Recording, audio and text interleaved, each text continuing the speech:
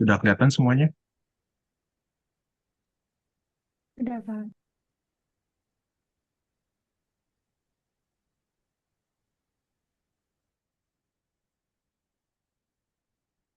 Hmm. Ya, pertama, Assalamualaikum warahmatullahi wabarakatuh. Selamat malam, Bu Regina, teman-teman semuanya. Izin kami dari kelompok 3, saya Rifki Hidayat, dan teman saya Agustinus, dan satu lagi Mas Zaki Alfarid yang berhalangan hadir hari ini. Izinkan kami untuk presentasi studi kasus mengenai Rocket Department Store Loyalties atau ketergantungan promosi.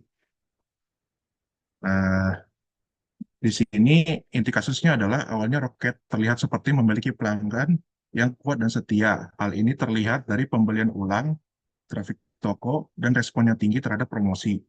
Namun sebenarnya ada masalah tersembunyi, yaitu penjualan mereka sangat bergantung pada kupon atau diskon besar. Ketika manajemen baru mengubah strategi menjadi harga rendah, stabil tanpa promosi besar, pelanggan justru berhenti berhenti datang. Jadi kasus ini menunjukkan bahwa hubungan pelanggan yang terlihat kuat belum tentu berarti loyalitas yang sesungguhnya. Nah, kronologi dan dampak bisnisnya di sini, dampak nyata dari perubahan strategi tersebut setelah promosi rutin dihentikan, performa bisnisnya itu turun tajam. Same store sales turun hampir 20%, penjualan online juga turun, dan harga saham jatuh lebih dari separuhnya. Artinya, pasar melihat bahwa perubahan strategi ini gagal.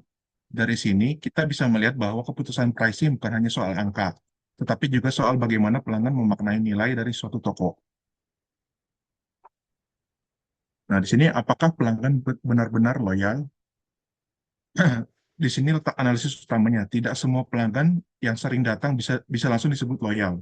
Loyalitas sejati biasanya ditandai dengan adanya preferensi yang kuat, kepercayaan, dan kemauan untuk tetap membeli walaupun promosi berkurang. Sementara pada kasus Rocket, banyak pelanggan yang tampaknya hanya datang karena kebiasaan dan karena ada insentif promosi. Jadi pelanggan Rocket lebih tepat disebut loyal terhadap diskon, bukan loyal terhadap merek atau toko itu sendiri. Nah, mengapa EDLP ditolak? Secara logika bisnis, strategi everyday low pricing atau EDLP sebenarnya masuk akal karena harga menjadi stabil dan perusahaan bisa mengurangi biaya promosi. Tetapi dari sudut pandang pelanggan, value yang mereka rasakan justru dirasa hilang. Sebelumnya, mereka merasa mendapat keuntungan dari kupon atau diskon. Ada sensasi hemat, ada rasa menang saat mereka mendapatkan deal dari itu, dan ketika semua itu dihapus, pelanggan tidak lagi merasakan excitement yang sama. Jadi masalahnya bukan hanya harga, tapi hilangnya value psikologisnya. Di mana sih letak kesalahan manajemen? Yang pertama itu salah membaca repeat purchase sebagai loyalitas. Padahal biasanya jadi hanya kebiasaan dan respon terhadap insentif. Yang kedua, menghapus promosi terlalu drastis tanpa fase transisi, edukasi, atau eksperimen terbatas. Menganggap pelanggan mengevaluasi harga secara rasional. Padahal perilaku retail sangat dipengaruhi heuristik dan emosi. Di sini heuristik itu adalah konsumen merasa uh, produk yang memiliki diskon itu mempunyai value yang lebih. Dan yang terakhir adalah tidak menyiapkan proporsi nilai pengganti yang jelas. Dengan kata lain, manajemen membongkar mesin utama yang selama ini menggerakkan perilaku pelanggan, tetapi belum menyiapkan alasan baru agar pelanggan tetap memilih Roket. Selanjutnya akan dijelaskan teman saya.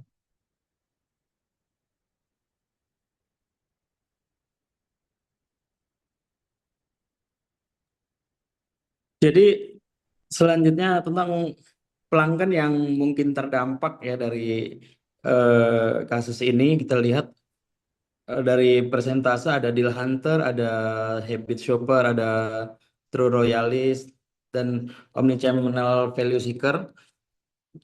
Jadi mereka adalah orang-orang yang sebagai pelanggan yang paling terdampak dari efek terjadinya hal ini. Implikasi strategis Rocket tidak bisa memperlakukan semua pelanggannya sebenarnya dengan sama karena pelanggan ada punya latar belakang masing-masing, kebutuhan masing-masing. Makanya promosi taktis juga tetap diperlukan untuk deal hunter sementara untuk loyalitas angka yang jangka panjang harus punya strategi yang berbeda masing-masing. Selanjutnya, nah, jika saya berperan sebagai direktur pemasaran nih, rencana pemulihan, maka kita mencobanya. Yang pertama adalah dilakukan dengan menstabilkan traffic penjualan ya, mengaktifkan kembali promosi-promosi yang terbatas pada kategori penarik traffic dan hari-hari tertentu, bisa jadi hari-hari libur atau hari-hari raya sesuai dengan promo-promo lain. Kemudian membawa promosi-promosi yang lebih tertarget ya, bukan cuma bicara masalah diskon, tapi lebih spesifik. Kemudian membangun value story. Nah, value story ini lumayan berpengaruh. Jadi karena masing-masing customer itu punya cerita masing-masing ya. Jadi menurut kebutuhan masing-masing, ada yang cari hemat, ada yang cari kualitas, ada yang kemudahan, dan ada yang saya cari servis. Kemudian membangun segmentasi pelanggan. Segmentasi pelanggan itu nanti akan bisa langsung membuat apa namanya, barang produk langsung bisa dibeli sesuai dengan kebutuhan. Kemudian personalisasi penawaran. Terakhir adalah quick assessment, memperkuat strategi keunggulan, private label, dan hero product. Selanjutnya, nah, itu membutuhkan desain program pemasaran yang lebih sehat ya. Jadi dalam marketing itu memang membutuhkan desain-desain yang sesuai dengan kebutuhan di lapangan. Jadi benar-benar harus bisa menjawab kebutuhannya customer, tidak harus relevan. Misalkan di waktu yang sudah lewat, suatu strategi bisa dipergunakan dengan baik, tapi belum tentu hari ini strategi yang sama bisa dipakai. Dan misalkan di beberapa hari ke depan, belum tentu juga bisa dipakai. Makanya perlu strategi-strategi desain-desain program yang lebih sehat, yang relevan sesuai dengan kebutuhan yang ada di pasar. Sebagai contoh, value proposition baru dia belanja cerdas setiap hari dengan bonus yang terasa personal tuh. Selanjutnya, nah, KPI yang harus dipantau. Jadi pemulihan itu tidak cukup diukur dari omset saja. Store ada traffic dan conversion, ada promo efisiensi, customer health, brand value, perception, dan omnichannel. Omnichannel ini di terakhir-terakhir ini sangat diperlukan sekali sebenarnya dengan kebutuhan, karena banyak customer yang mulai mencari-cari dari online. Target manajemen itu mengurangi ketergantungan pada diskon massal sambil menaikkan repeat purchase dari pelanggan ya. Jadi kalau misalkan kita bisa menjual bukan tergantung pada diskon, biasanya cenderung penjualan itu lebih sehat. Kalau misalkan hanya dengan andalan diskon, biasanya kalau nggak ada diskon langsung customer tidak mau beli lagi. Lanjutnya.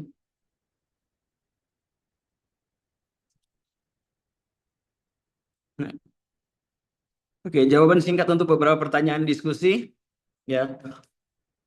Yang pertama, apakah pelanggan loyal? Nah, dalam pertanyaan pertama ini kita bisa tahu bahwa sebenarnya tidak sepenuhnya pelanggan itu loyal, tapi tergantung pada apa keuntungan yang didapat oleh pelanggan tersebut.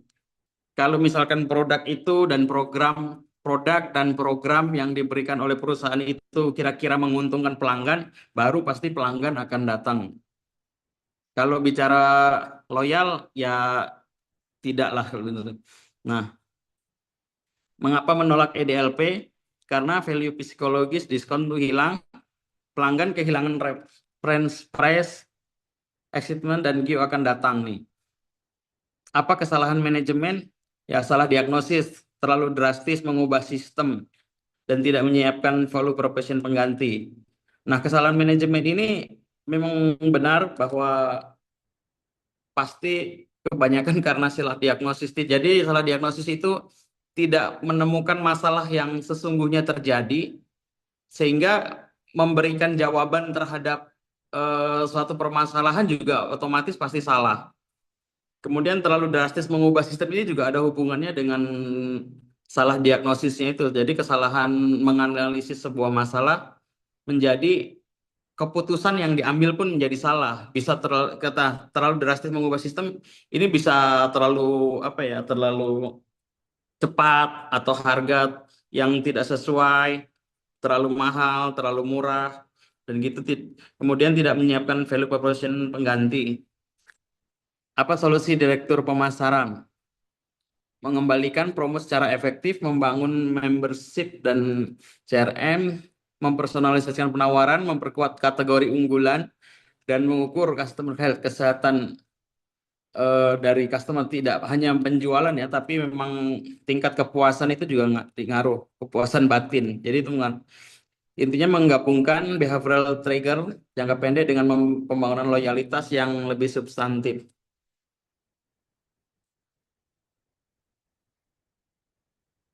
Next. Demikian yang kami sampaikan. Selanjutnya kami lanjutkan untuk berdiskusi. Terima kasih, Bu. Oke, terima kasih Pak Agustinus. Tadi Pak Agustinus presenter pertama siapa ya? Rifki, Bu. Lupa saya tadi. Rifki, Bu. Pak Rifki ya. Oke, Pak Zakinya hadir. Tidak hadir, Bu. Izin, Bu.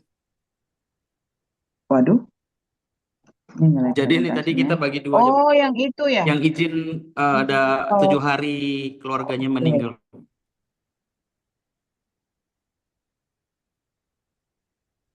Oke. Oke, ada yang mau bertanya, Bapak Ibu? Izin bertanya Ibu, boleh. Ya udah, ganti Silakan. ya. Oh, boleh raise hand biar saya bisa lihat. Tadi kayaknya Mbak Maya sama siapa ya? saya Saya, Bu. Di raise hand boleh Oh, biar sebentar. kelihatan. Bukan raise hand di itu loh, Mbak. Oh, Raise hand di- oh iya iya iya ya Kalau Allah. gimana? Saya Iya. nyekrol-nyekrol. Mana sih reaction? Mana lah Ibu? Tepuk tangan apa, Bu? Ayo. Waduh, kok Tangan apa, Bu? Yang adanya tepuk adanya. tangan, Ibu. Tepuk tangan. Masa sih nggak ada raise Ada, hand? Ya udah. ada. Ada kan? Nah, itu siapa? Silakan Pak Teguh. Pak Teguh duluan. Ah, ya. Baik, izin bertanya tadi kan ada strategi yang diterapkan oleh direksi ketika mengatasi masalah tersebut. Kan ada beberapa strategi. Dari beberapa strategi yang ada, menurut kelompok ini, mana sih yang paling efektif mengembalikan konsumen untuk kembali ke toko tersebut? Terima kasih. Silakan.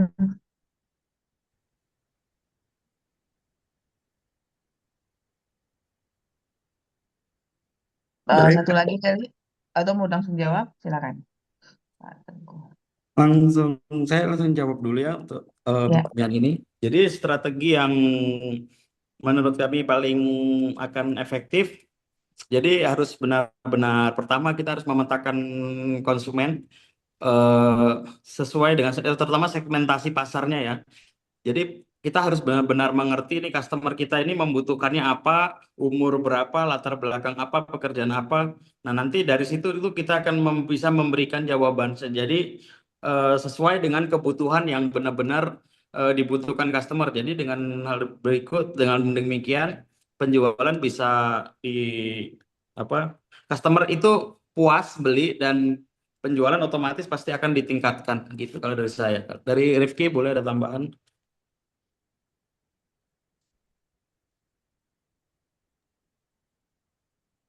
iya, kalau dari saya tuh menghadirkan kembali promosi, tapi secara selektif dan terarah, dan langsung dihubungkan dengan program membership atau CRM. Menurut saya kenapa ini paling efektif itu karena masalah utama Rocket bukan hanya harga, tapi hilangnya pemicu pelanggan untuk datang.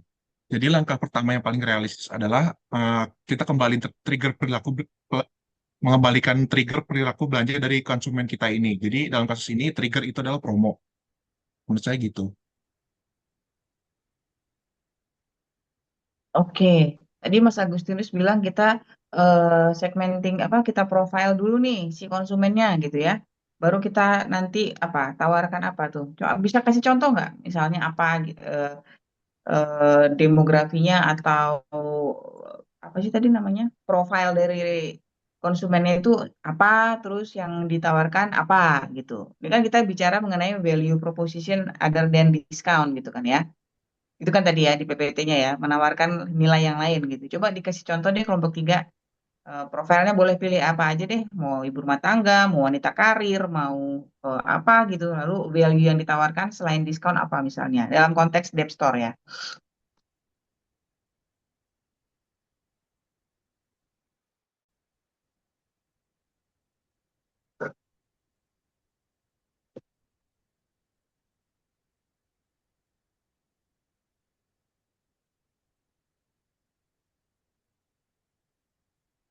Ada?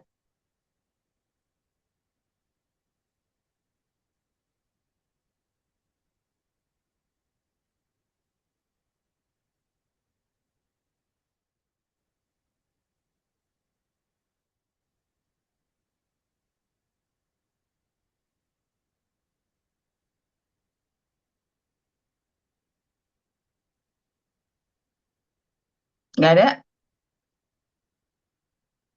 Oke, kita maju ke pertanyaan berikutnya. Tadi siapa yang mau nanya, Mbak Maya ya? Ya Bu, saya Bu. Silakan. Ya, makasih Bu. Tadi kan kalau kita lihat di mana di studi kasusnya itu kan terkesan bahwa produk tersebut akan laku kalau ada diskon ya, intinya seperti itu kan. Nah, berarti kan sebenarnya customer itu tergantung banget sama diskon. Dan jadinya sepertinya kalau menurut teman-teman semua itu jadi keunggulan utama atau competitive advantage dari Rocket ini apa ya sebenarnya gitu. Kira-kira bisa dijelasin nggak? Kira-kira Anda sebagai manajemen itu bisa ngeliat nggak sih competitive advantage-nya apa? Karena kalau kita lihat kalau dia nggak ada diskon, tiba-tiba sepi atau rugi seperti itu. Terima kasih. Ya, kalau kita lihat memang yang terjadi dan itu juga bukan cuma terjadi pada Rocket ya, tapi hampir semua yang sistemnya department store seperti itu semua akan berlomba-lomba itu dengan diskon. Apalagi ibu-ibu tuh kebanyakan ya kalau bicara lihat diskon, yang dilihat angka diskonnya, meski bukan lihat harganya. Jadi misalkan suatu barang memang sebenarnya nilainya itu 100.000, tapi kalau misalkan di up 200.000 lalu didiskon 50%, biasanya cenderung ya pembeli-pembeli yang wanita itu biasanya langsung beli karena melihat angka diskonnya 50%. Eh, yang terjadi sebenarnya kan seperti itu. Kalau misalkan pembeli-pembeli yang dari segmen bapak-bapak ya, laki-laki biasanya sih cenderung lihat angkanya kalau memang itu masuk akal di 100.000 ya dibeli, kalau nggak masuk akal nggak dibeli. Tapi kalau di ibu-ibu kan bisa bisa aja itu kasus itu terjadi. Makanya memang yang sudah terjadi kebanyakan memang ibu-ibu pemburu diskon. Nah, ini yang dipergunakan strateginya sama sama Rocket selama ini. Nah, yang harus kita perbaiki memang bagaimana supaya orang bisa belanja tapi tidak berburu sama diskon. Memang benar-benar mencari sesuatu di dalam produk ini loh, di dalam barang yang kita jual ini, di dalam Jadi gimana supaya yang harus kita perbaikan gimana Rocket punya punya value yang lebih bagus. Jadi nggak ada diskon pun orang beli, meskipun harganya naik pun orang tetap beli kan gitu. Itu yang harusnya kita harusnya diperbaiki kalau misalkan kita ada di dalam manajemen sih kalau saya gitu. Dari Rifki boleh tambah kalau ada penambahnya. Mirip mungkin ya Mas Agus ya. Cuma mungkin ya di sini kan emang value-nya Rocket itu kan dari diskon itu sendiri. Jadi mungkin karena ini tiba-tiba diskonnya dihilangin, mungkin dari manajemen Rocket sendiri bisa ngebalikin apa diskonnya itu, tapi grup dalam bentuk membership gitu. Jadi kita dikit-dikit ngebalikin value-nya Rocket itu sendiri gitu. Mbak Maya terjawab nggak pertanyaannya? Saya masih agak jadi pengen nanya jadi kayak belum pas gitu. Maksudnya jadi uniqueness-nya tuh apa kalau di Rocket kalau kita misalnya sama aja sama supermarket lain Terus gimana cara kita berkompetisi selain dari diskon? Value apa yang mau kita tingkatin gitu? Maksudnya uniqueness-nya yang bisa dijual oleh Rocket. Jadi biar nggak pakai diskon doang gitu loh. Ada nggak kira-kira apa ya contoh sederhana lah kira-kira ya, karena kan kita memang nggak di situ ya, cuma kita memposisikan kalau misalnya kita di situ apa sih yang bisa kita lakuin selain kasih diskon yang unik sehingga tanpa ada diskon pun customer bakal tetap datang gitu maksudnya. No. Jawabannya dulu. Kan pertanyaan Mbak Maya tadi kan competitive advantage-nya apa? Apa Ya, competitive advantage-nya? Satu kalimat aja. saya yang jawab apa? Gimana? Enggak dong, Mbak. Oh, Dia iya. kelompok 3 dong. Saya kan memperjelas pertanyaan Mbak Maya. Gitu. Maka tadi saya tanya, terjawab nggak pertanyaannya? Jadi competitive advantage-nya apa, Pak Rifki? Diskonnya itu sendiri. Oke, berarti competitive advantage itu kan macam-macam ya. Dari kalau kelompok Ya. besarnya barangkali ada dari segi cost ya. Berarti dia competitive advantage-nya itu ada low cost buat si konsumen gitu kan ya. Benar nggak? Apa ada yang lain? Berdasarkan studi itu nggak ada diceritakan yang lain kan? Selama ini Ya, kalau competitive advantage-nya adalah Hmm. dari segi cost. Benar ya? Kan macam-macam. Ada ya, yang Bu. dia tidak dari segi low cost, tapi dari segi diferensiasi gitu kan ya. Mungkin tidak murah, tapi dia unik. Gitu macam-macam competitive advantage itu. Nah, itu yang ditanya Mbak Maya tuh. Itu. Gitu Mbak Maya. Ada pertanyaan lanjutan? Tuh, Bu. Enggak sih, cuma tadi kan kita kan dia fokus di low cost ya Bu ya ininya. Mm-mm. Ya, terus jadi tadi kan sempat ada di slide berapa gitu kayak untuk meningkatkan value-nya Rocket kan supaya customer itu nggak cuman dari diskon kan. Nah, jadi tergelitik aja kira-kira apa ya uniqueness-nya lagi dari Rocket selain low cost gitu loh. Karena kan kita tahu sendiri kalau dia dikasih diskon ya mau beli, tapi begitu diskonnya nggak ada pada berkurang lah pembeliannya seperti itu Bu. Itu aja. Oke, pertanyaan Mbak Maya itu sama dengan pertanyaan saya tadi. Kan kalau kita mau ngajukan value proposition gitu kan, tadi udah diceritain kalau kita profile dulu nih, pelanggan kita tuh kayak apa. Ini kelompok 3 loh tadi yang bilang. Baru nanti kita bikin tuh value yang lain selain daripada diskon-diskon. Tadi sama, jadi coba bayangkan profile responden. Dari tadi saya mau responden dulu, konsumennya kayak apa, value yang ditawarin tuh apa gitu. Contoh aja, bebas.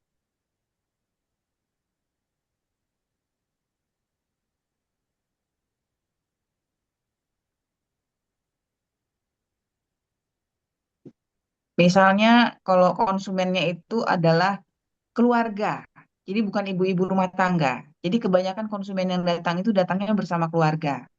Kira-kira value apa yang mau ditawarkan selain dari diskon? Nah, gitu deh. Kalau selain dari diskon yang mungkin bisa ditawarkan dari Rocket sebenarnya seperti efek urgensi ya. Kalau misalkan nggak beli sekarang mungkin rugi gitu. Jadi lebih ke emosional ya, bukan rasional. Jadi tuh ada value yang berbeda gitu loh. Ya, misalnya produk yang sama, nah tapi kalau hari ini nggak beli nih, ya berarti ketinggalan gitu loh. Berarti mungkin nggak punya kayak gitu. Karena bisa jadi barang itu stoknya sudah habis. Itu salah satu bisa seperti itu kalau saya. Berarti FOMO gitu ya. Ya FOMO-nya. Hari ini, hari Senin harga naik gitu kan ya. Iya, besok Tiap hari naik. Sabtu dia Kan, gitu. ya. Oke. Kan hari ini beli besok Oke. naik kayak gitu mungkin bisa itu kan nggak diskon tapi urgensinya yang dinaikin lebih ke perasaan menangnya gitu loh, jadi ada kompetitif orang lain nggak beli tapi hari ini saya harus beli bisa gitu, itu salah satu saya pendapatnya. Oke. Oke, kita simpen dulu deh. Nanti kita tanya kelompok berikutnya. Mbak Anissa, silakan. Baik, terima kasih Bu Regina. Izin bertanya pada kelompok 3. Kalau saya lihat dari kasus ini kan Departemen Roket ini tampaknya apa ya, kelihatan mengalami kesalahan gitu dalam membedakan antara suatu behavioral loyalty sama loyalitas yang sebenarnya gitu, Pak. Nah, yang saya ingin tanyakan menurut Bapak indikator apa sih yang paling tepat gitu untuk membedakan antara si pelanggan itu dikategorikan memang benar-benar loyal atau hanya sekedar terbiasa melakukan pembelian berulang saja, gitu Pak.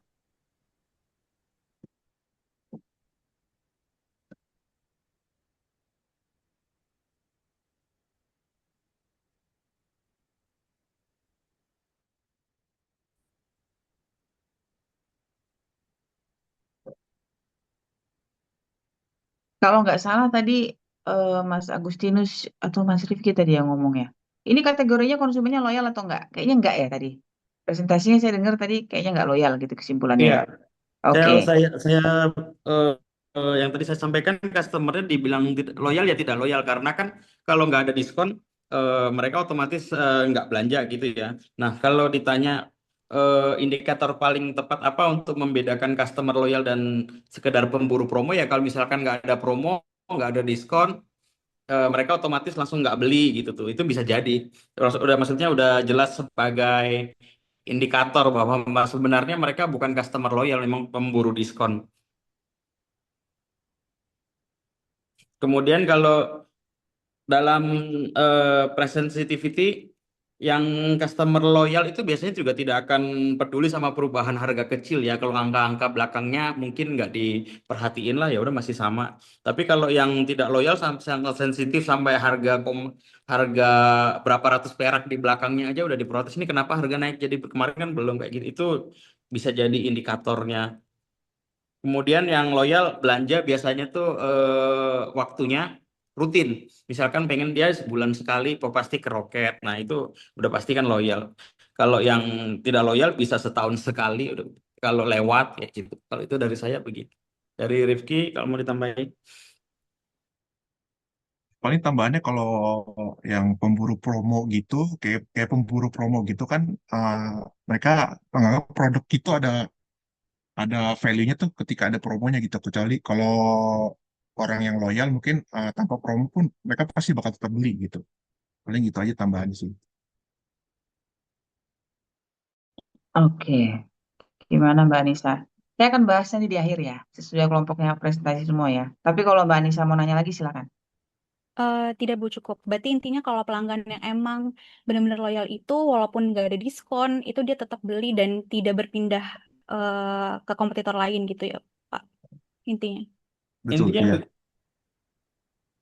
Oke. Baik, terima Oke. kasih. Ya, baik. Sekian ya untuk kelompok ketiga ya. Nanti kita maju lagi ke kelompok berikutnya. Terima kasih Pak Rifki, Pak Agustinus. Salam. Kelompok, siapa yang mau volunteer? Kelompok 2 apa kelompok 5? 2 kali Bu. 2. 2 apa 5? 2 boleh Bu. Mas Nando kan. 2. Boleh, Bu. Oke, silakan 2. 2 apa 5? 5 apa 2 nih? Tadi Ya, yang pertama kali bilang tadi bersuara pertama kali tadi siapa? 5 ya. Kelompok 5 ya udah 5. Besok 2. 2 apa 5? Mas Nando gas Mas Nando. Gas Mas Ya Nando udah silakan. 5 dulu ya. Iya Iya, udah. iya, silakan. Biar tidur tenang. Iya, biar minggu depan bisa tenang. Atau 2 kelompok hari 2 ini juga juga ya hari Bu. ini kayaknya. Nanti masing-masing kelompok kayaknya bakal kena 2 kali presentasi deh. Ini kan gampang. Nggak usah Siap. dipikirin. Silakan. Baik, mohon izin Bu untuk minta share screen-nya. Siapa, Mas? Siapa?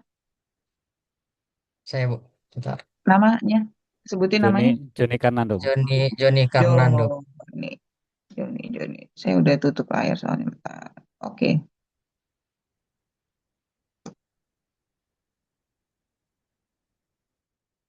Mohon izin teman-teman, udah lihat belum? Udah kelihatan presentasinya? Sudah, Pak. Sudah. Sudah. Oke, baik. Oke, baik. Mohon izin Bu Regina dan teman-teman semuanya. Bismillahirrahmanirrahim. Assalamualaikum warahmatullahi wabarakatuh. Waalaikumsalam warahmatullahi wabarakatuh. Eh, Teman-teman semuanya, pada presentasi ini kami dari kelompok 5 akan membahas fenomena menarik dalam pemasaran ya, yaitu perbedaan antara loyalitas pelanggan dan ketergantungan terhadap diskon. Nah, sekarang kita mencoba bahas melalui studi kasus yang terjadi pada Rocket Department Store. Sebelumnya kelompok saya ada 3 orang, saya sendiri Joni Karnando, yang kedua ada Yanuar Aji Swandana, dan yang ketiga ada Bapak Teguh Prayitno. Oke, kita lihat dulu di awal tadi udah dijelaskan juga. Jadi sekilas saja untuk latar belakang dari permasalahan yang terjadi pada Rocket Department Store ini. Yang mana Rocket Dev Store ini merupakan department store yang cukup besar di pasar Amerika Serikat dengan target segmen kelas menengah. Kemudian secara data, mereka memang terlihat memiliki pelanggan yang stabil, sering datang, kemudian mengenal toko, dan merespon promosi dengan baik. Jadi memang udah terlihat nih segmen pasar dari perusahaan ini atau dari toko ini. Kemudian juga bagaimana respon dari konsumennya terhadap promo-promo yang telah dilakukan oleh Rocket ini. Kemudian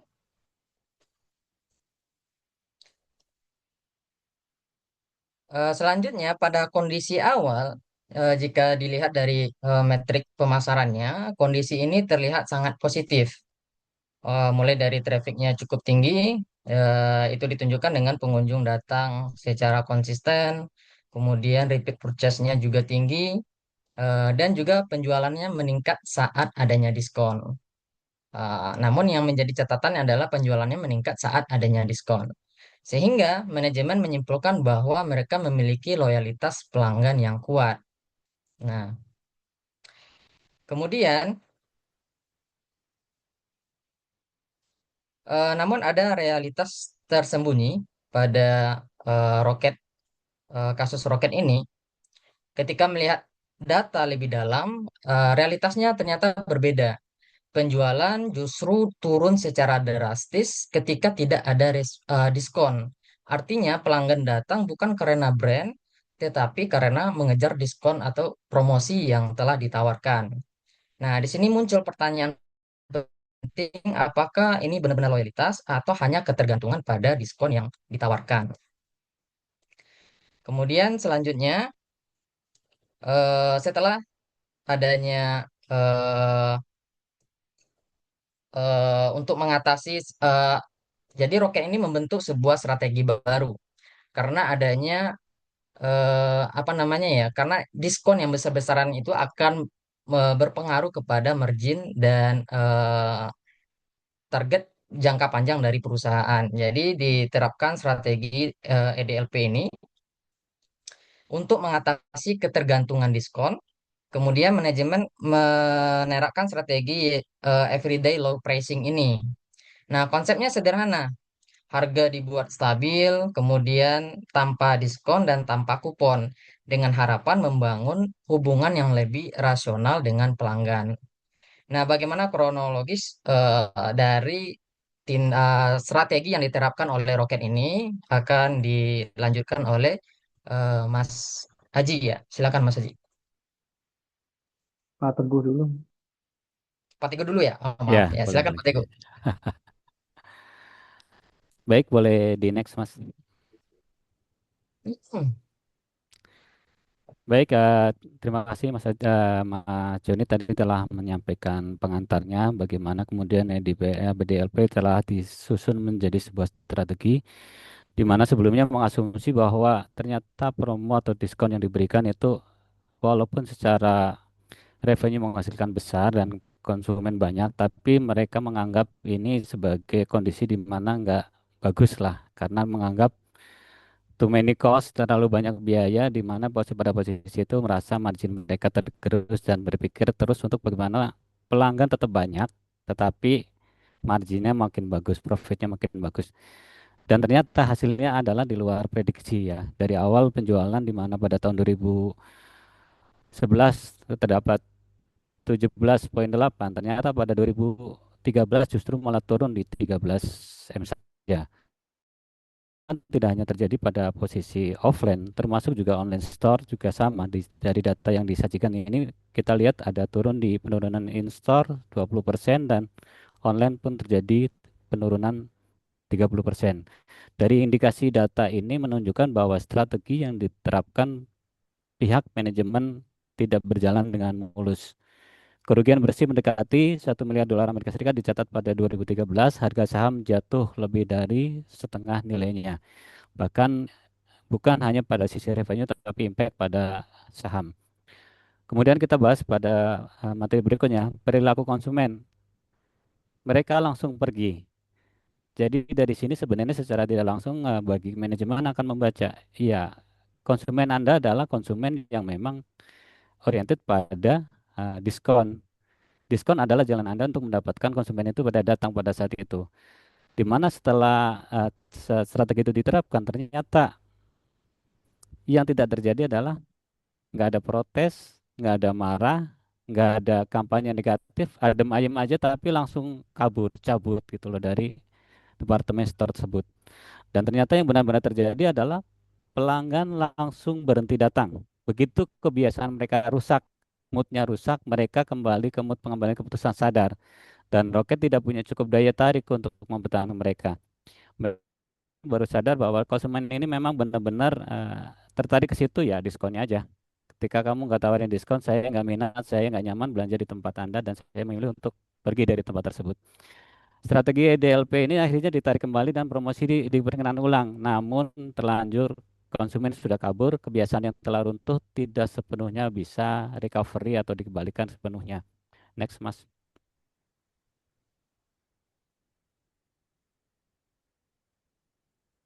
Oke, kita akan bahas berkaitannya dengan core problemnya.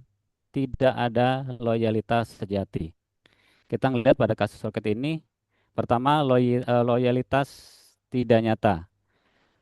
Pembelian berulang didorong oleh diskon, bukan ketertarikan kepada brand yang ada. Kemudian tidak ada emotional bonding. Pelanggan tidak memiliki hubungan kuat dengan Rocket Department Store. Mereka selalu hanya menunggu diskon, diskon, dan diskon. Ketika ada diskon mereka datang, nggak ada kabar pun mereka nggak datang ke Rocket. Kemudian tidak ada diferensiasi. Uniqueness dari brand yang ditawarkan pada Rocket pun tidak memiliki kekuatan yang tinggi. Selain pada diskon tersebut, brand tidak memiliki nilai unik yang cukup kuat untuk mempertahankan pelanggan saat diskon dihapus.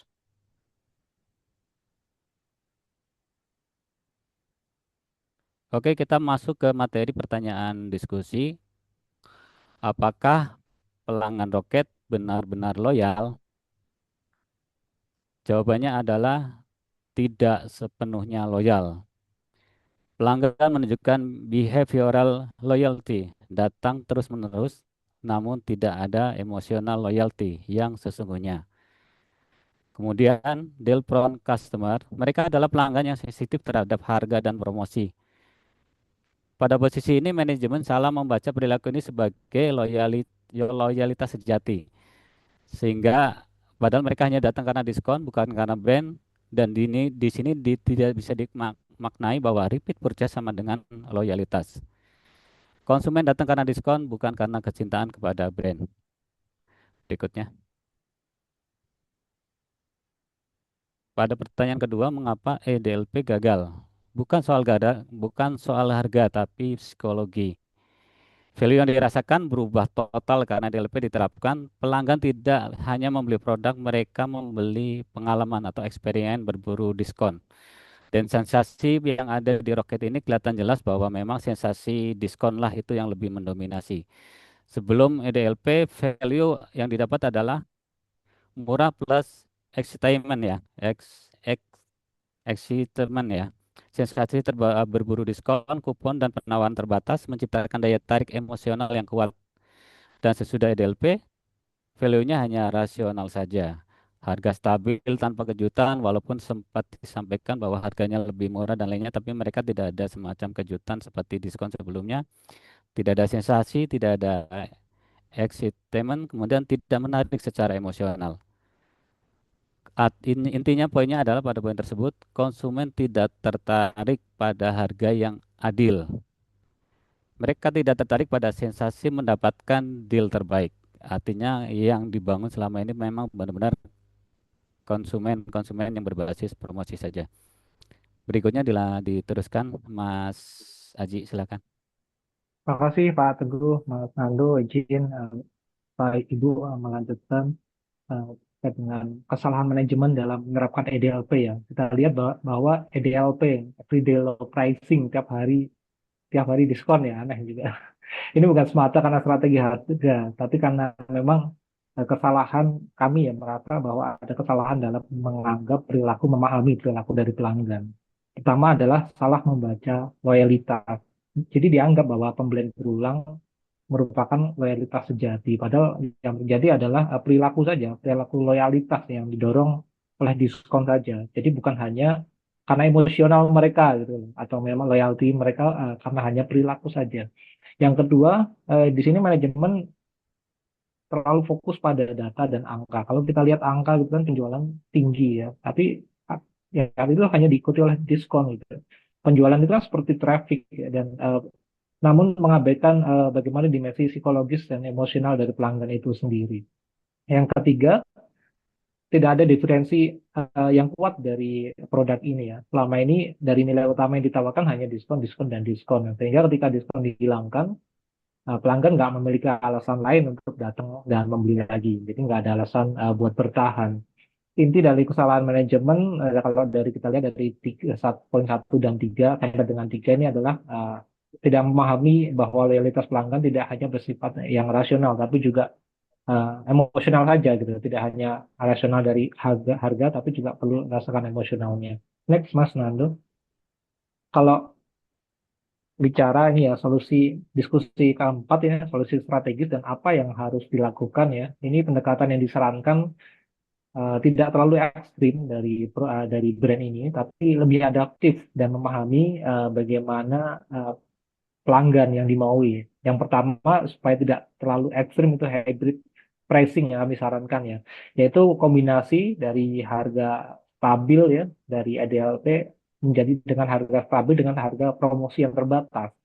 Jadi mungkin EDLP tidak semua barang gitu ya, tapi ada promosi-promosi terbatas dan kita tetap mempertahankan harga stabil dari beberapa produk.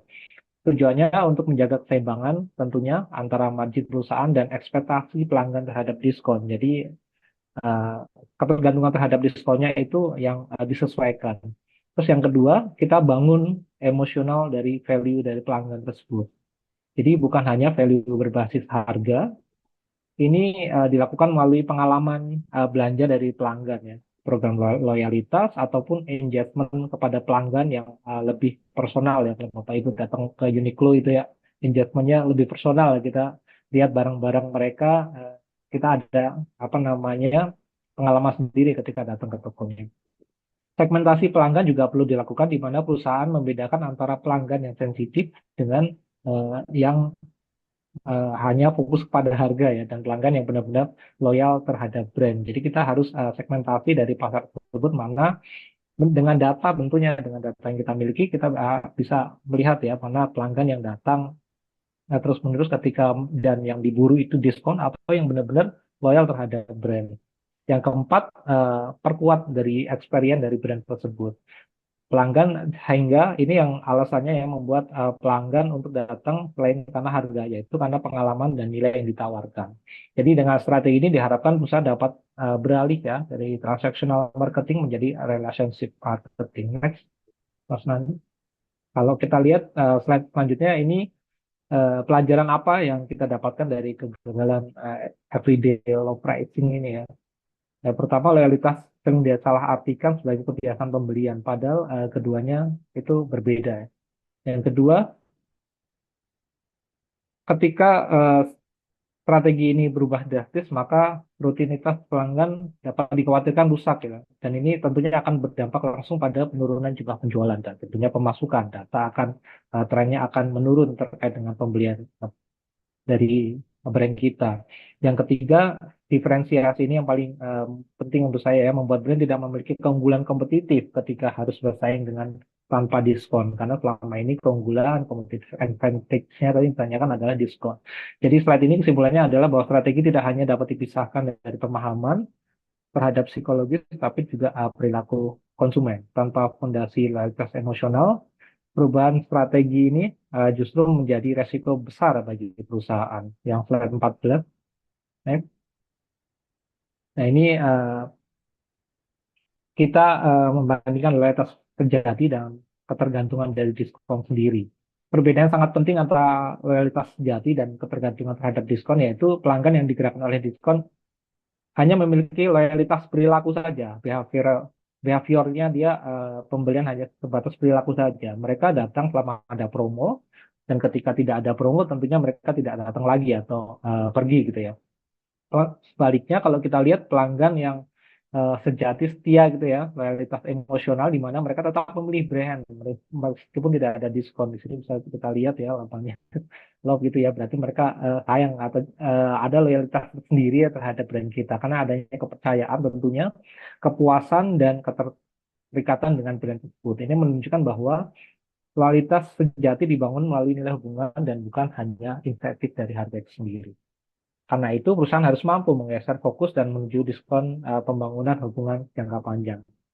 Kesimpulannya ya, di sini izin menyampaikan yang terakhir, slide terakhir penutup ya, 3 poin utama yang dapat kita tarik dari kasus ini adalah loyalitas berbeda dengan pembelian berulang. Frekuensi kunjungan yang tinggi belum tentu menunjukkan adanya keterikatan emosional. Nah, itu tentu harus dicari kenapa pengunjung tinggi dan kenapa mendadak pengunjungnya rendah. Yang kedua, diskon hanya menciptakan kebiasaan, bukan loyalitas.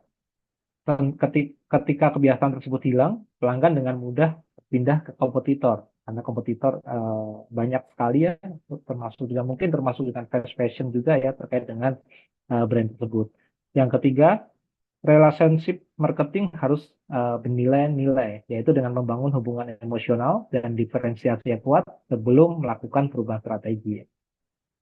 Kutipan dalam slide ini ya, customer did leave the brand.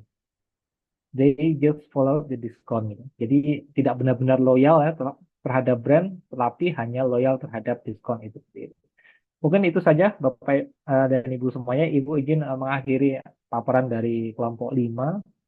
Yang disampaikan demikian. Wassalamualaikum warahmatullahi wabarakatuh. Terima kasih. Waalaikumsalam. Baik, terima Waalaikumsalam. kasih kelompok 5. Ada yang mau bertanya?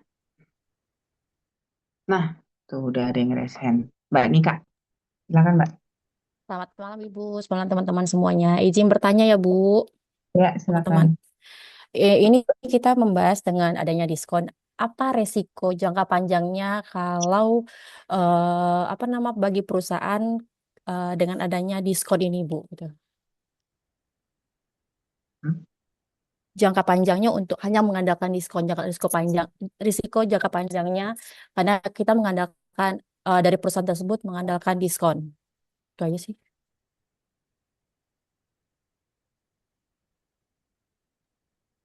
Itu aja Ibu, terima kasih. Ya, terima kasih Mbak Nika. Silakan. Oke, Pak Joni jawab. Monggo Pak Izin Teguh. jawab dulu. Lanjut. Baik-baik. Ya, pertanyaannya terima kasih. Apa dampak pada sistem diskon untuk jangka panjang ya? Kalau dalam paparan materi ini kan sudah spesifik disampaikan bahwa impact dari diskon yang dirasakan manajemen adalah tergerusnya margin. Itu jelas yang pertama. Tapi sebenarnya lagi-lagi ini harus dibaca secara jeli. Karena gini, ketika terjadi awal gitu dengan penjualan dengan diskon, mereka mencapai achievement sampai di 17 gitu ya. Ketika dirubah strategi justru turun di 13. Pertanyaannya adalah impact sales pada perusahaan tersebut sebenarnya lebih untung pada saat ada diskon atau enggak. Itu yang pertama. Yang kedua adalah ibaratnya di tempat ini adalah memang sangat rentan untuk membangun brand. Karena apa? Orang hanya paham membangun customer yang cinta pada diskon saja, lambat atau pelan dia pada pemberian atau branding pada brand yang mereka tawarkan.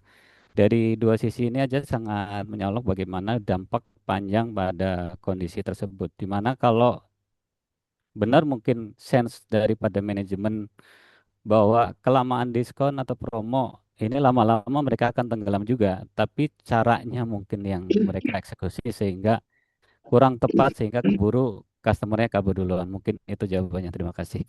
Minum nak, minum. Nambahin dikit dari Pak Teguh Ya, ya. silakan. Tadi ya terlalu sering diskon, kebanyakan diskon EDLP ya. Itu menurut saya kalau kita baca soal ya segmentasi dari brand ini tuh sebenarnya menengah ya. Tapi kalau kebanyakan diskon tentunya akan merusak persepsi dari brand tersebut gitu ya.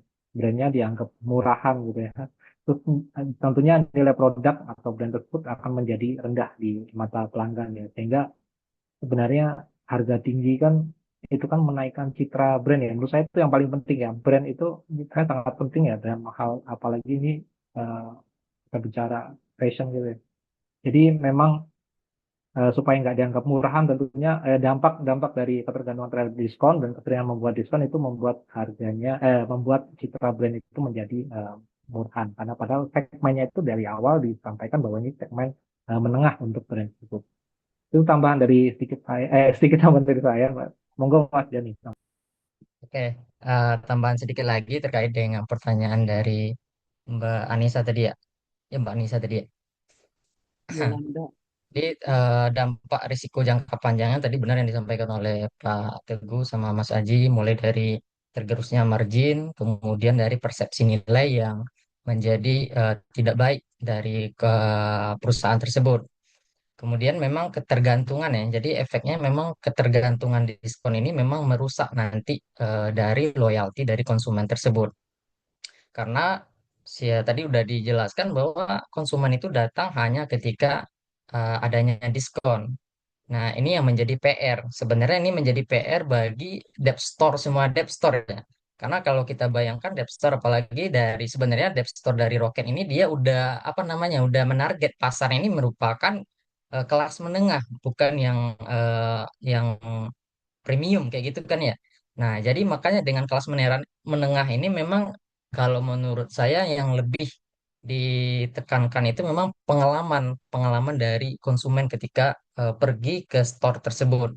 Karena kalau kita lihat ya, kalau Dep Store, kalau teman-teman pergi ke mall, kalau kita masuk ke misalnya ke Matahari, ke Ramayana, memang kita tuh tergiur dengan angka terlebih dahulu gitu. Sama yang kelompok penyaji sebelumnya bilang itu, karena angka gede-gede 70% plus 20% bahkan dibikin kayak gitu.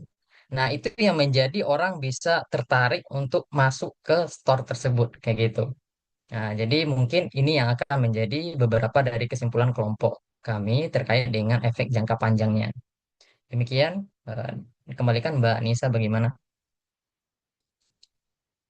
Kan bisa tuh Mbak Yang Nika saya tuh. nanya, Oh, Mas, saya nanya Nika. Maaf. Soalnya Terima jawabnya kasih. sama tadi.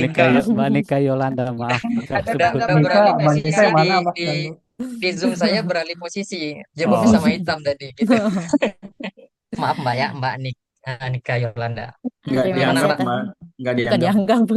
aduh. Maaf. Eh, gimana Mbak Nika, cukup? Ada tanggapan lagi? Cukup. Baik, Terima kasih banyak atas tanggapan. Terima kasih teman-teman, terima Bapak. kasih. Sama-sama, makasih. Berikutnya Mbak Marda, silakan Mbak. Oke, Ibu izin bertanya Ya. untuk kelompok 5 ya. Jadi tadi kan ada yang disebutkan bahwa pelanggan itu sebenarnya dia benar-benar nggak sih untuk menginginkan gitu harga murah, atau mereka itu lebih menginginkan perasaan mereka itu untuk mendapatkan nilai lebih. Dan apakah mungkin nih perusahaan itu bisa mengedukasi pelanggan atau customer untuk menjadi lebih rasional ke depannya, atau justru harus perusahaan yang harus mengikuti perilaku mereka untuk tes ini. Terima kasih.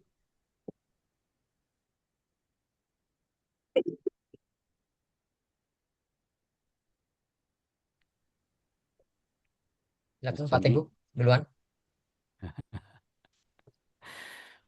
Pertanyaannya panjang, saya agak sedikit ini ya. Maaf, Pak. Iya. Saya kurangin aja. Ya Perlu mungkin diulang Pak? poin-poin utama deh, mungkin karena ada Boleh muter-muter diulang saya Mbak agak Marda. yang poin Jadi aja.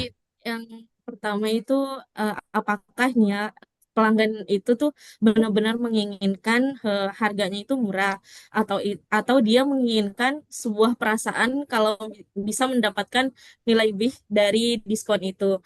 Nah, dan selanjutnya itu apakah nih dari jawaban yang pertama tadi, apakah nih perusahaan itu bisa nggak sih mengedukasi mereka gitu untuk lebih kritis atau rasional, atau justru perusahaan yang harus mengikuti cara mereka berbelanja gitu. Oke, gitu. makasih. Ya, pertama jawabannya adalah dari izin dari kelompok kami yang kaitannya dengan apakah sebenarnya mereka itu kaitannya dengan harga tadi, harga murah dan diskon itu ya. Benar-benar mereka ingin di situ apa mereka ingin barangnya ya. Kalau kita ngelihat dari studi kasus yang di Rocket ini, memang opini yang dibangun secara kuat adalah strength of diskonnya. Jadi semua muara diskusi kita adalah kepada kekuatan diskon sehingga di situ benar-benar bahkan brandnya pun tenggelam ya di sana nggak ada. Di sini menunjukkan secara culture di tempat tersebut ya memang orang-orang yang akhirnya datang adalah orang-orang yang ibaratnya apa yang ditawarkan Roket saat itu ya yang tepat dengan mereka ya yang ini terindikasi dengan jualannya sampai 17 di saat itu ya. Kemudian yang kedua kaitannya dengan apakah si customer ini bisa diedukasi ya oleh si kayak pihak penjual sendiri dalam ini manajemennya Roket gitu ya. Jawabannya tentunya bisa. Cuman lagi-lagi tadi memerlukan sebuah cara pendekatan yang komprehensif yang tidak hanya seperti tadi kita merasakan adanya kegelisahan margin yang tergerus kemudian mereka action dan ternyata actionnya nggak tepat. Nah, di sini ternyata ada sesuatu yang ditinggal pada sisi konsumennya. Mungkin dengan pendekatan-pendekatan tadi menarik juga tadi sempat saya dapat masukan dari Bu Regina tadi. Coba deh ditawarkan dengan konsep family misalnya. Saya agak menarik misalnya ketika family salah satunya adalah anak misalnya. Bagaimana sih kemudian seorang anak itu diprioritaskan pada departemen tersebut? Karena apa? Biasanya orang tua ketika anak datang ke situ menjadi hal-hal yang awalnya nggak kepingin anak ada karena di situ menganggap barangnya murah karena udah datang duluan. Ya jadi tetap beli juga gitu loh.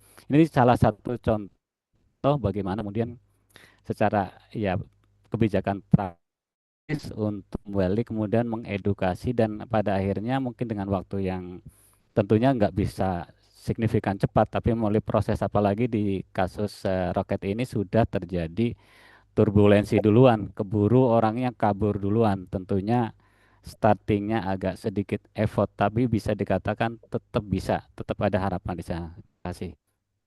Nambah Oke, dikit ya, silakan. biar imbang Bu. Habis ini Mas Ya, Andi.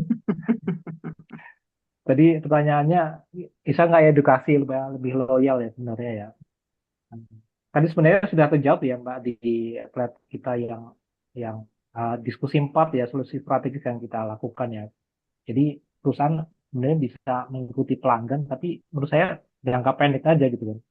Nggak bisa terus-terusan ikutin pelanggan gitu kan, karena kami tadi di slide yang tadi ya usulan itu soal nomor 4 itu kan ada hybrid pricing ya. Bagaimana kita harus tetap mengkombinasikan gitu kan harga stabil dengan promosi yang terbatas gitu ya.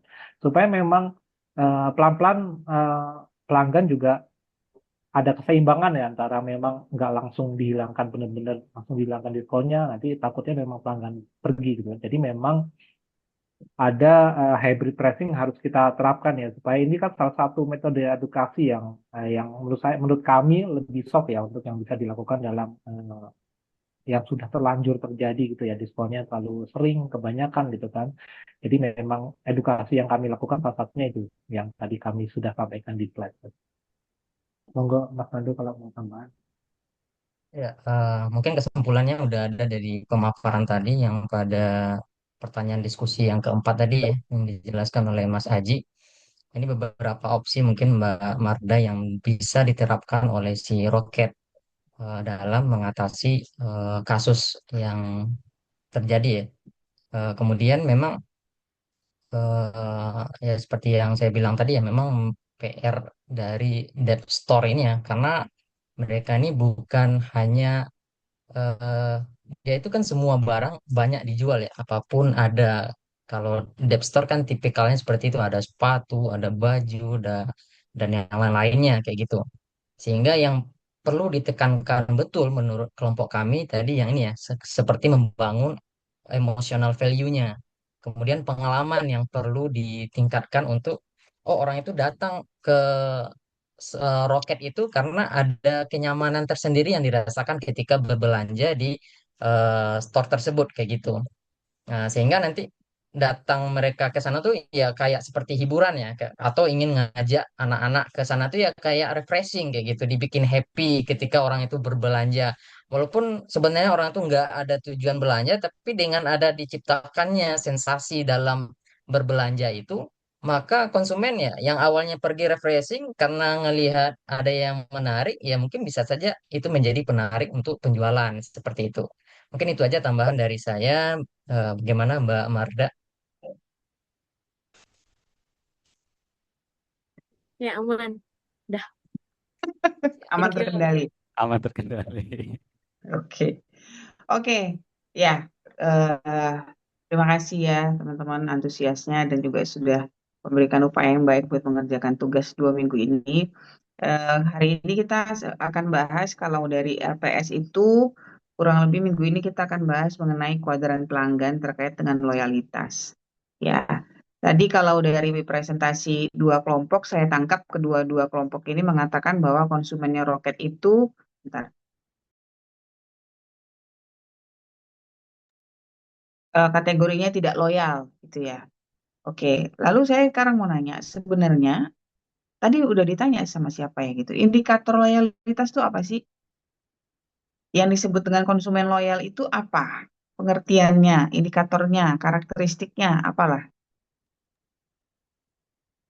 Izin Siapa mau jawab? Ya, kalau menurut saya yang indikator utamanya adanya keterikatan emosional dengan brand seperti itu, Bu. Jadi walaupun seperti apa yang terjadi kalau kita udah apa namanya ya, udah jatuh hati akan satu brand, karena kita nggak mikirin harga lagi kayak gitu, harga lagi apalagi brand tersebut telah memberikan value seperti kenyamanan ketika menggunakan produk yang dijual kayak gitu. Mungkin dari saya indikator pertamanya itu, Bu, dikembalikan. oke, baik. Ada lagi yang mau kasih pendapat? Dari trust, Bu, kepercayaan customer sama brand itu sendiri. Misalkan, Trust. ya, Oke, iya oke. kayak Berarti, ya, gimana Mbak Marda? Kayak apa? kayak kayak contohnya kalau misalkan kita ngerjain sesuatu gitu terus customernya bilang ke kita, oh ya Mbak, dia janji biasanya sih, oh ya Mbak, nanti kita pakai pakai servis Mbak lagi ya gitu. Biasa kadang kepercayaan itu datang dari customer itu sendiri sih, Bu, tanpa kita minta gitu. Oke, mungkin trust itu adalah salah satu faktor yang men-trigger orang untuk loyal ya. Tapi Iya, indikator loyal itu apa? Kapan konsumen itu kita bilang, oh dia loyal itu. Ada lagi? Nggak, mungkin Bu izin Bu jawab Bu. Ya, silakan. Nggak mudah pindah brand ya Bu. Mungkin Pak kalau Firman ini, ya? halo Bu, ya Bu, Aci, Ci. Januar, Hah? Yang ngomong siapa sih? Januar, Pak Firman ya, orang ngomong dulu ya. Ya. Saya Bu tadi ngomong. Pak Yanuar yang ngomong tadi. Oh, Pak Yanuar. Iya. Biasanya, Baik. oh enggak ya, oh sorry, Bapak di bawah soalnya di layar saya. Yang open mic tadi saya lihat Pak Firman. Silakan Pak Yanuar. Baik, izin Bu diskusi Bu. Kalau menurut saya pelanggan loyal adalah yang resisten to switch Bu ya, ataupun nggak mudah pindah ya Bu di antara ribuan pesaing ya, misalnya ini brand fashion baju gitu Bu, di antara ribuan pesaing yang datang gitu kan setelah brand kita mereka tetap setia membeli produk kita gitu. Izin Bu. Oke, terima kasih. Sorry Pak Firman, Pak Teguhnya resen duluan. Oh, Silakan Pak siap. Teguh. Oh iya. Setelah ini Pak Ibu, Firman. kalau saya ada mungkin beberapa ciri-ciri daripada yang loyalis ini. Yang pertama adanya repeat order ya. Kemudian yang kedua, mereka itu tahan banting terhadap harga. Kemudian Oke. mereka yang berikutnya adalah merekomendasikan, yang penting di situ. Kemudian nggak gampang Oke. kecewa. Yang lain adalah terikat secara emosi. Mungkin itu, Bu. Oke. Terima kasih. Baik. Silakan, makasih Pak Teguh. Silakan Pak Firman. Iya. Yang mau saya jawab udah dijawab Pak Teguh semuanya tuh. Tapi perlu saya tambahkan ya. Mungkin indikator paling jelas adalah dia datang lagi, beli lagi, dan lagi. Indikatornya loyal di situ. Dalam kasus Rockstar ini sebenarnya dia bukan brand produk, tapi dev store. Artinya dia loyalitas ya loyalitas dia tuh bukan pada produknya, tapi pada penjualannya.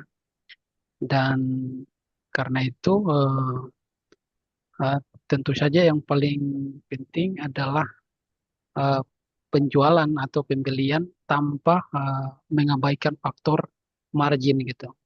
Dalam kasus ini kita melihat adanya peningkatan ya kalau kita lihat dalam kasus sejarahnya tuh ada atau kronologinya tuh justru sebelum manajemen melakukan apa ya kebijakan-kebijakan perubahan tuh dia udah dalam posisi eh, sales yang tinggi ya. Tinggal apakah ini nanti dibandingkan dengan pasca manajemen membuat kebijakan-kebijakan, apakah akan ada peningkatan secara sales maupun secara margin atau tidak. Tapi intinya adalah di situ sih, di penjualan. Oke, Terima terima kasih. kasih Pak Firman. Ya, terakhir Mbak Maya. Terima kasih Tadi Bu. sempat tepuk tangan dulu ya tadi ya. Iya Bu, salah icon. Oke. Ya, jadi kalau loyalitas menurut saya bisa dilihat dari dua hal ya Bu, dari sikap sama dari perilakunya. Kalau dari perilakunya kita bisa lihat dia kayak repeat order atau repeat repurchase, kemudian dari jumlah frekuensinya, seberapa sering sih dia beli barang tersebut. Nah, kalau misalnya dari sikap kita bisa lihat dari misalnya emotional attachment-nya, dia kira-kira apa ada ini nggak sih emotional attachment, kemudian dia itu apakah dia seperti yang tadi Pak Teguh bilang juga ya, apakah dia merekomendasikan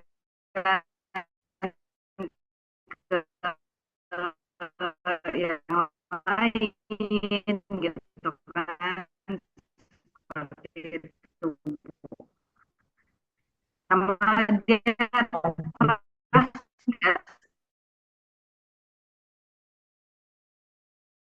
Si word of mouth, dia akan merekomendasikan. Kalau misalnya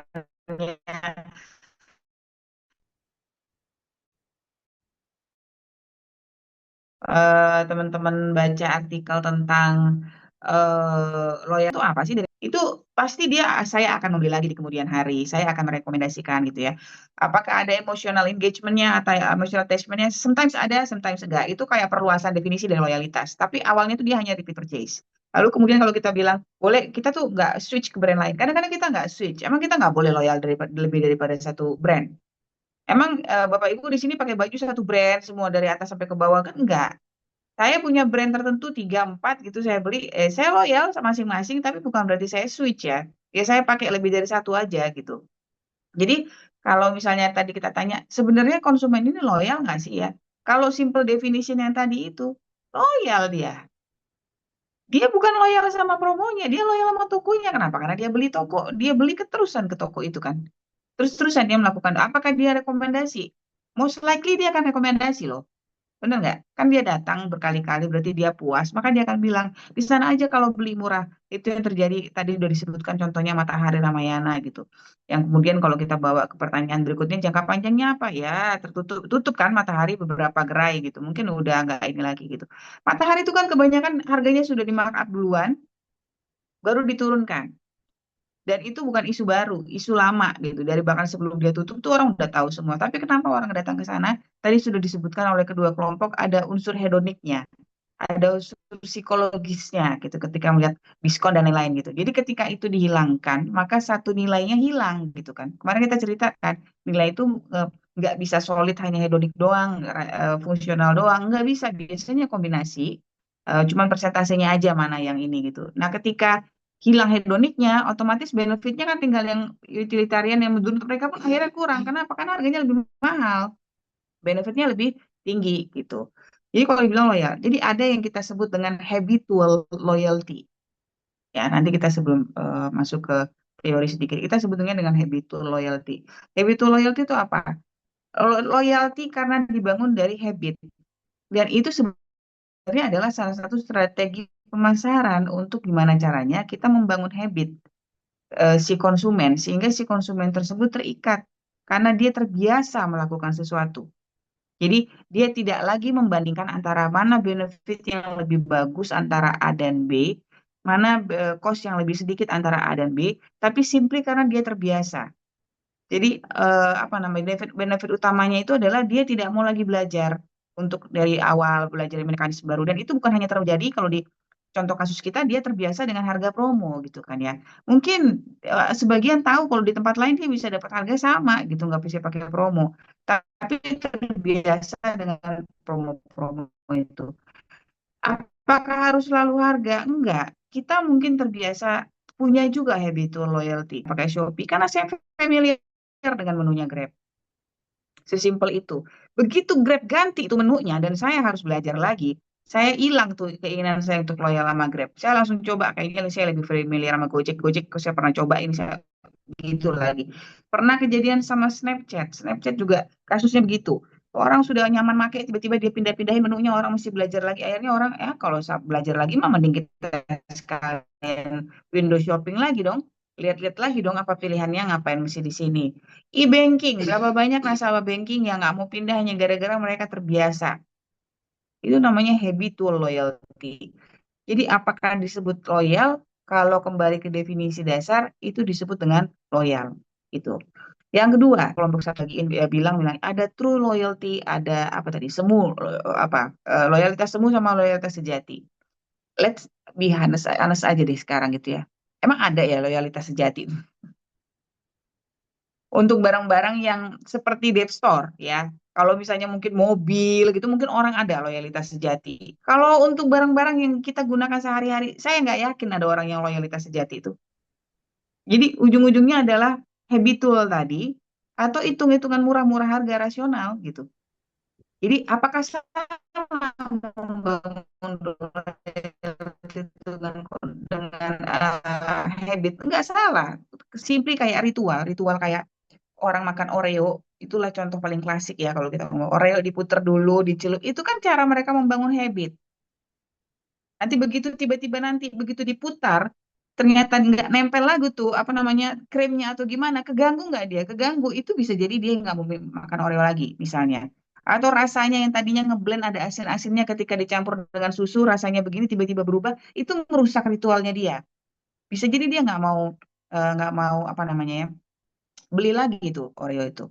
Nah, yang jadi masalah adalah si Rocket ini tiba-tiba mengubah strateginya kan.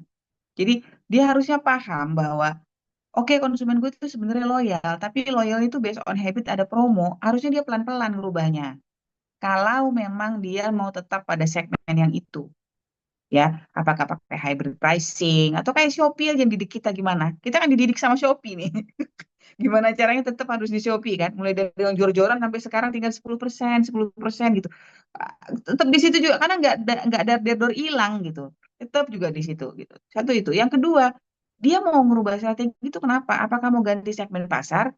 Minggu lalu kan kita udah cerita, nggak selamanya loh kita harus bertahan dengan segmen yang ini. Kalau hitung-hitungannya ternyata kita lebih ganti segmen yang lama, mau kata yang ini relationship marketingnya kayak apa, udah nggak menguntungkan ya tinggalin aja.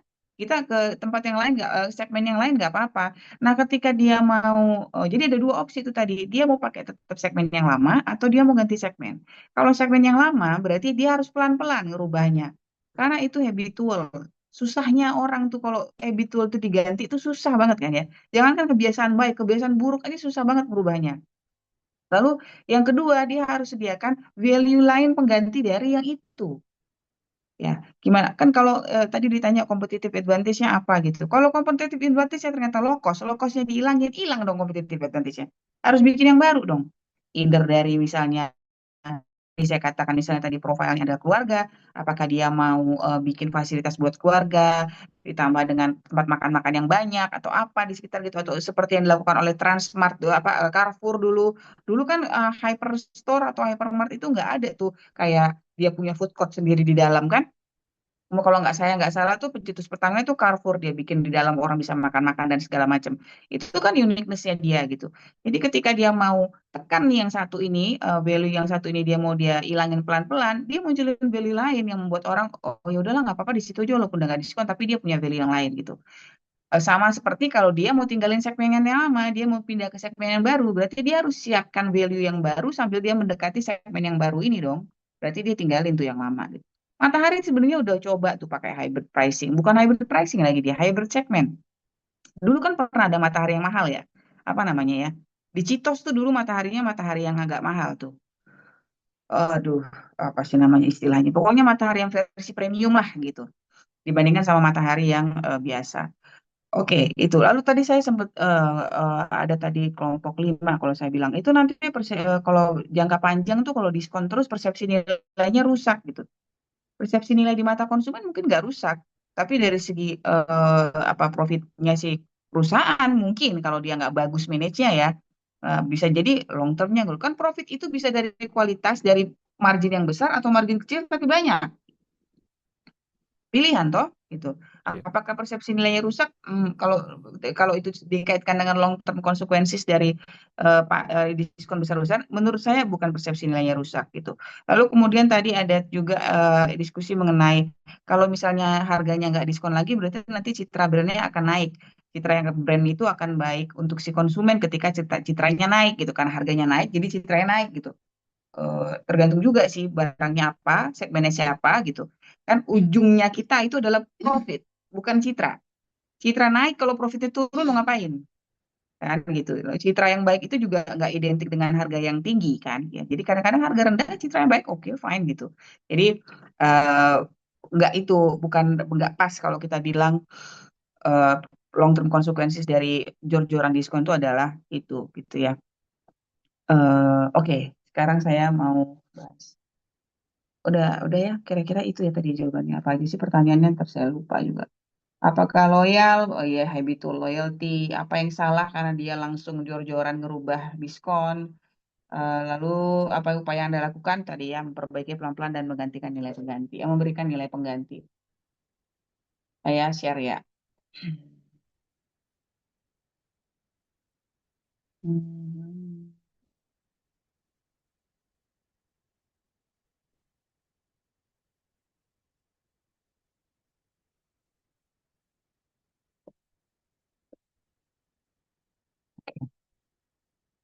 Kalau menurut RPS, saya nggak tahu ya di silabus, kalian bisa lihat silabus atau enggak.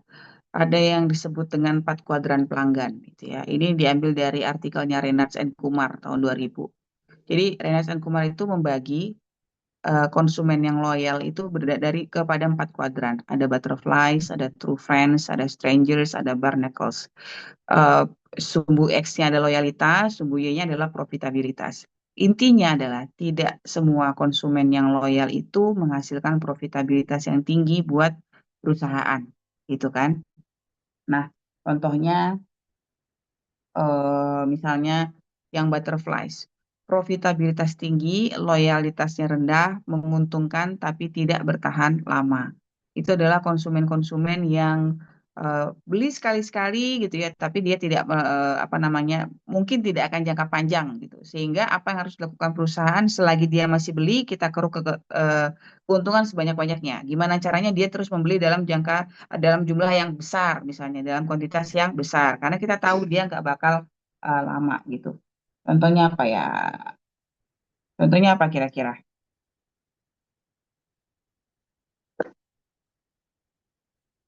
Ada yang punya ini nggak orang yang membeli apa ya contohnya ya? Wah, kepikiran juga ya. Terus kita sambil mikir lah ya. Nah, yang kedua, kuadran kedua adalah, nah ini yang tadi kita bilang true friends ya. Loyalitas sejati, profitabilitas tinggi, loyalitas tinggi, pelanggan ideal untuk dipertahankan. Yang di bawah itu adalah yang strangers, hubungan lemah, jarang beli, itu di-ignore. Yang bawah ungu itu adalah yang bernegas, profitabilitasnya rendah, tapi loyalitasnya tinggi. Setia, tapi kontribusi labanya rendah. Apa contohnya yang bernekos? Setia, tapi kontribusinya terhadap profit tuh rendah.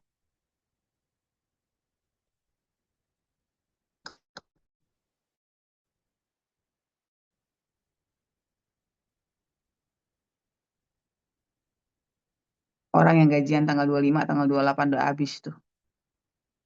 Loyal. Loyal. Nasabah bank. Tuh. Nasabah bank. Bener nggak? Loyal dia, loyal. 25 tahun, 30 tahun pakai bank itu terus. Kontribusi labanya rendah apa kecil? Kecil. Itu beda Ah, nggak? Iya. Apakah kemudian kita bilang dia punya ikatan emosional dan lain-lain? Belum tentu juga ya, simply karena dia udah terbiasa aja, ATM-nya deket rumah, e-bankingnya udah biasa gitu. Tapi ya itu, masuk gaji tanggal 25, paling lama tanggal 1 lah udah hilang gitu. Cuma nyumbang biaya ini aja, apa namanya, biaya bulanan sama biaya ATM. Itu doang ya. Yang lain-lain nggak ada. Itu contohnya. Nah, kalau yang true friends banyak lah ya. Nah, yang butterflies nih, tertarik nih kita cari contohnya apa tuh kalau yang butterflies ya. Butterflies. Saya tadi udah tulis loh pada di sini. Mana ya catatan saya? Kok lupa?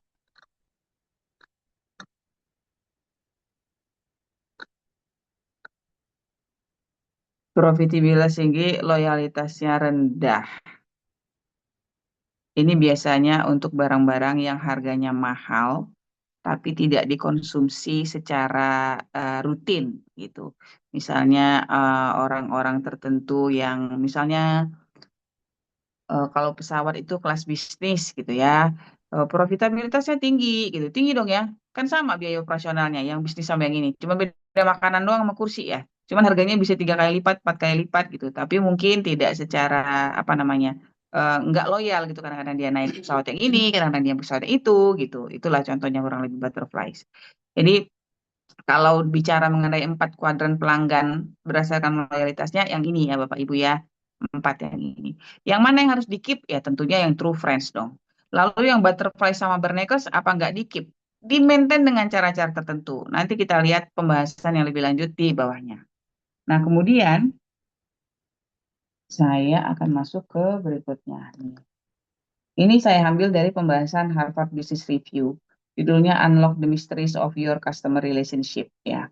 Jadi, menurut si HBR ini, di artikel ini dibahas bahwa adalah konsumen brand itu kadang-kadang udah keren-keren pakai CRM gitu ya, investasi miliaran gitu untuk memetakan konsumennya, melihat pola transaksinya dan lain-lain gitu. Tapi kadang-kadang mereka lupa bahwa di dalam peta konsumennya dia itu, portofolio konsumennya itu, relationship-nya itu macam-macam. Jadi nggak bisa hanya dibagi berdasarkan 4 yang tadi barangkali. Nggak bisa apalagi hanya dibandingkan yang ini yang loyal, ini yang nggak loyal. Nggak bisa begitu. Bahkan di 4 kuadran tadi itu pun barangkali nggak cukup juga untuk apa ya, menggambarkan atau mengelompokkan konsumen-konsumen yang ada di dalam portofolionya dia gitu. Jadi intinya si HBR ini bilang harus pinter-pinter loh gitu, memetakan benar sebenarnya konsumen itu relationship-nya dengan kamu tuh kayak apa gitu. Oke.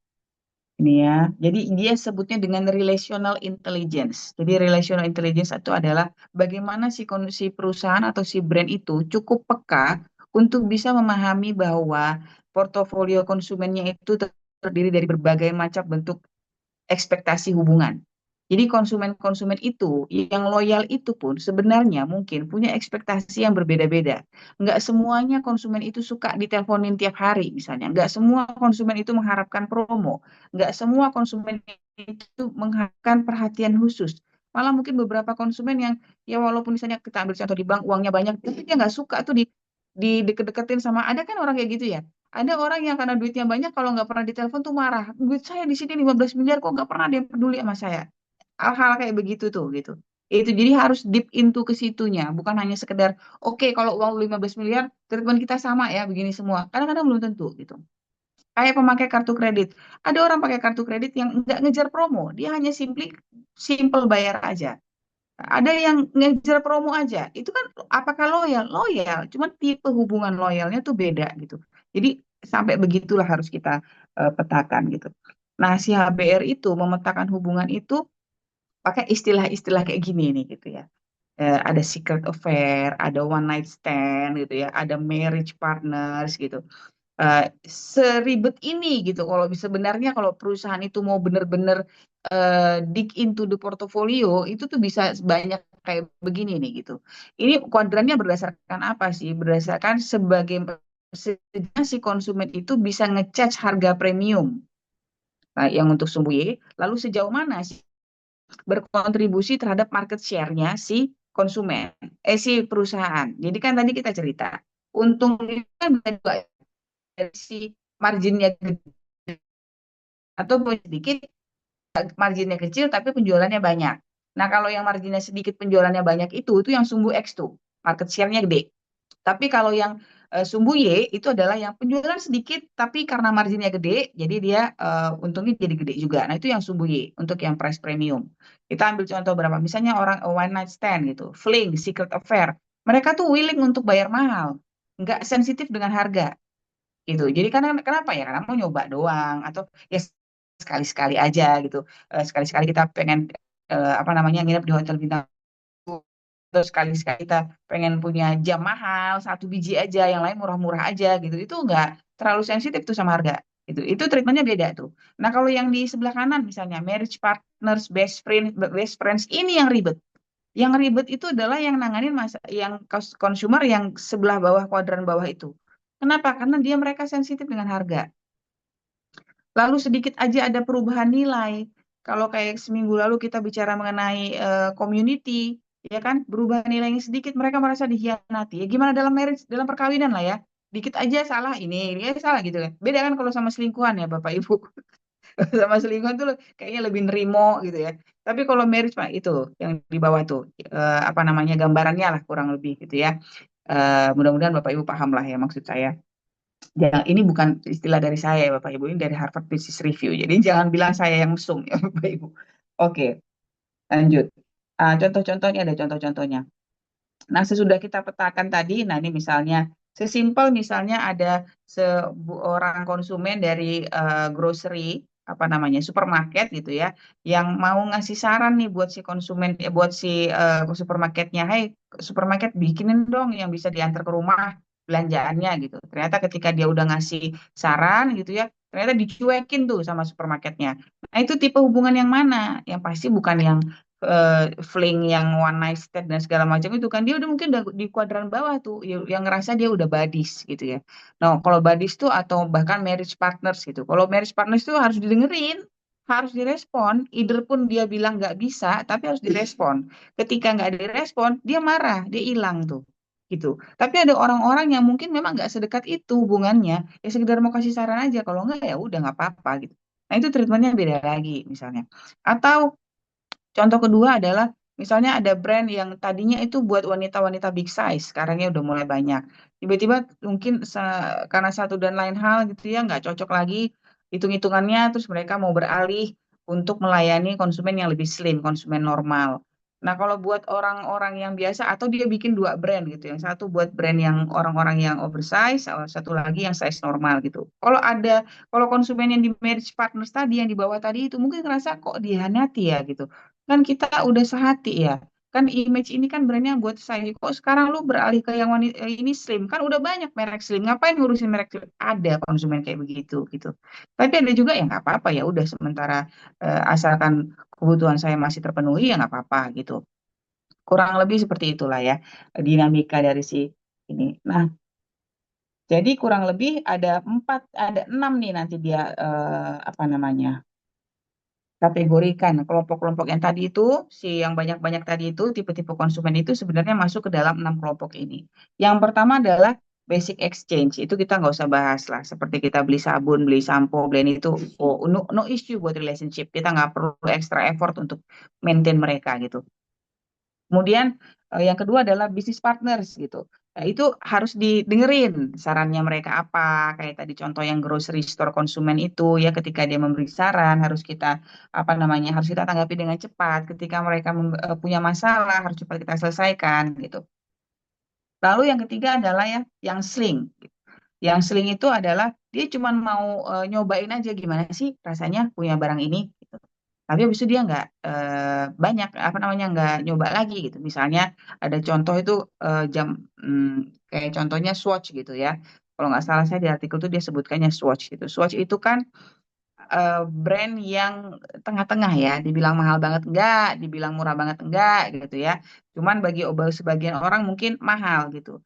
Tapi ada beberapa orang pengen coba lah, pengen punya satu jam Swatch. Kata Swatch itu kan identitasnya jelas ya. dulu. Orang kelihatan lah kalau pakai jam swatch gitu ya, pengen coba. Akhirnya yang diambil kebijakan oleh manajemen adalah secara seasonal mereka mengeluarkan apa namanya jam yang harganya relatif murah untuk konsumen yang tadi itu, yang pengen nyobain, yang experience gitu. Itu adalah salah satu strategical yang bisa dilakukan oleh perusahaan untuk menangani konsumen yang kategorinya fling. Lalu kategori apa lagi? Kenapa dia nggak mau gerak?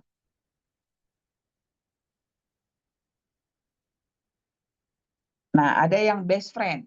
Nah, best friend ini itu sudah hampir-hampir mirip dengan buddies, tapi best friend itu lebih intimacy dan lebih emosional sifatnya. Jadi dia mau apa-apa tuh harus dijelasin sama dia. Kalau ada perubahan tuh kenapa itu berubah gitu? Kenapa misi perusahaan berubah? Kenapa brand ambasadornya berubah gitu? Atau apa? Kenapa bungkusnya ini berubah dari warna pink jadi warna biru gitu? Ribet lah pokoknya kalau udah mulai makin tinggi itu hubungannya sebenarnya lebih ribet buat si perusahaan. Cuman dia berimpact pada market share. Nah, market share itu jangkanya lebih panjang dibandingkan hanya sekedar untuk ngejar keuntungan. Kalau yang buddies, ya so-so lah, nggak kayak sedekat best friend. Gue loyal sama lu, tapi jangan jaga-jaga gue, gitu.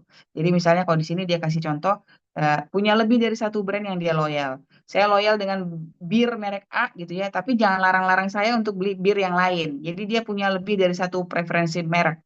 Mungkin kalau bir A buat nonton bareng nonton hari-hari nonton TV gitu ya. Kalau bir B mungkin dia buat acara-acara okasional yang lebih istimewa gitu.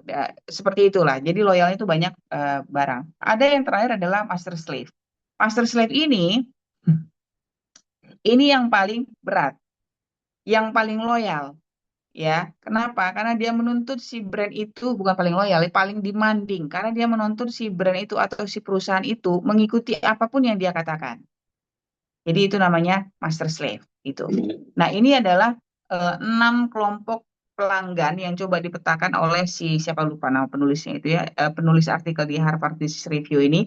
Intinya adalah bahwa perusahaan itu sebenarnya kurang mengoptimalisasi penggunaan CRM.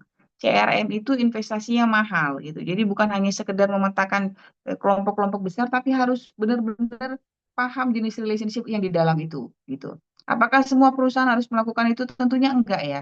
Effortnya, biayanya yang dikeluarkan gitu. Kadang-kadang enggak worth the profit gitu. Cuman ya mungkin ada beberapa perusahaan yang memerlukan itu gitu. Kalau beberapa perusahaan besar mungkin yang mengalami stagnansi gitu. Mungkin dia harus mulai memikirkan, oke, saya treat orang-orang ini beda deh gitu.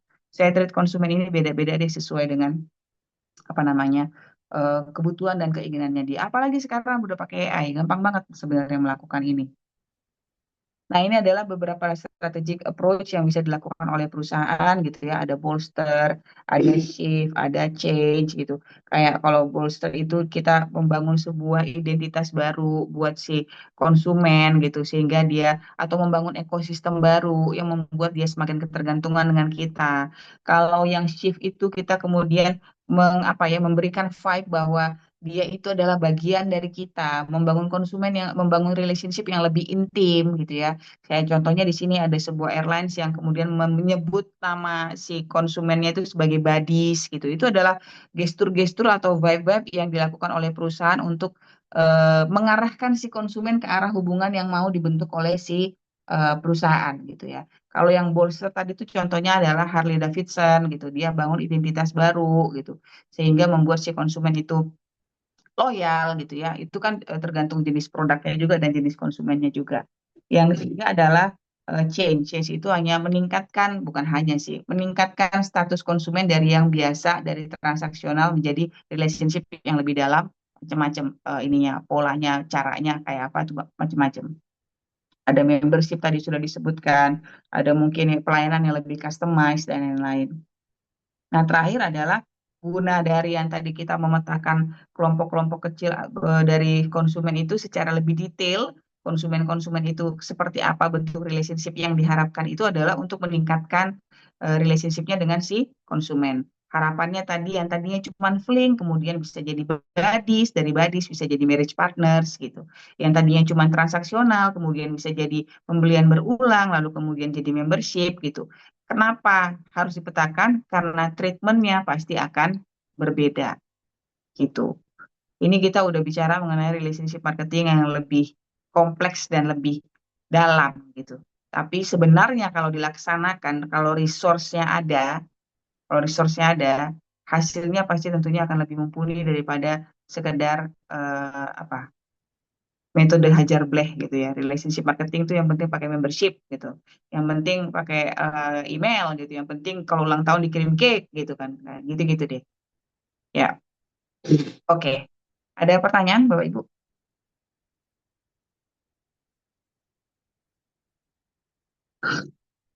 Sudah lelah kayaknya.